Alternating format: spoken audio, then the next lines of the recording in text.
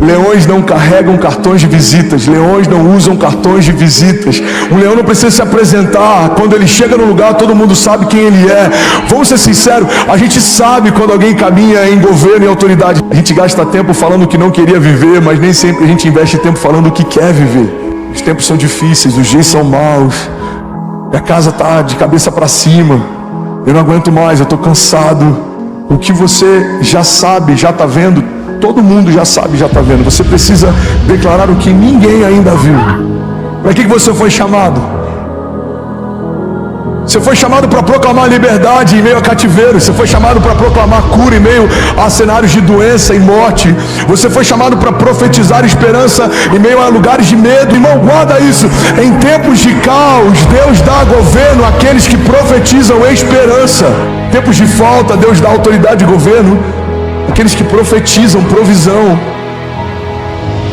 José recebeu o governo no meio de seca.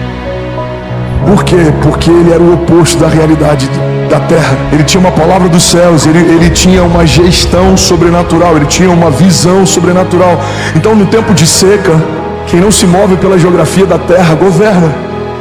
José guarda sementes quando ninguém guardava. José tem autoridade quando ninguém tinha. José tinha provisão quando ninguém tinha. Nós somos a contracultura. Nós somos completamente diferentes do movimento da terra. Nós nos movemos por uma palavra. Alguém está comigo? Diga amém. Esses gigantes não são para bater você. Esses gigantes são para promover você. Gigantes tiraram da vida a invisibilidade. Desafios fizeram com que José se tornasse o governador.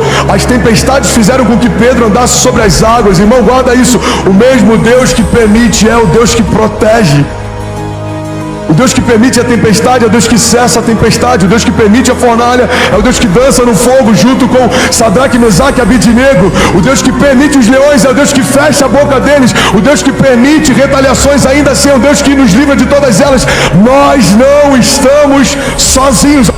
Irmão, você foi chamado para ministrar, mas também para liderar. Você foi chamado para ser sensível, para ouvir, mas também para ser ousado, para governar. Você foi chamado, e essa é a loucura, que para alguns parece paradoxal, mas para nós é o nosso desafio, a nossa jornada de fé. Os milagres não vão acontecer enquanto a gente está sentado no nosso sofá.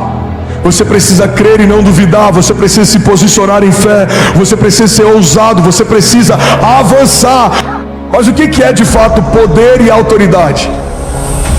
Elas não são uma coisa só, elas têm características diferentes. Poder está ligado ao dunamis, a um poder explosivo, algo que gera mudanças. O poder que você carrega, a Bíblia diz que é o mesmo poder que ressuscitou Jesus Cristo dos mortos. Ele está aí dentro de você. Por mais que talvez a gente não use, não significa que ele não exista. Por mais que algumas pessoas não saibam o que carregam, não significa que não carreguem. Eu só consigo acessar aquilo que eu tenho consciência. Tem gente que carrega promessas e não sabe, vive como se não tivesse promessas nenhuma. Tem gente que carrega poder e autoridade em Jesus e não sabe, vive como se não tivesse poder e autoridade nenhuma. A verdade é que tão importante quanto carregarmos é sabermos o que carregamos. Não guarda isso. Um dos maiores desafios de uma geração que tem problemas com autoridade é saber se mover em autoridade.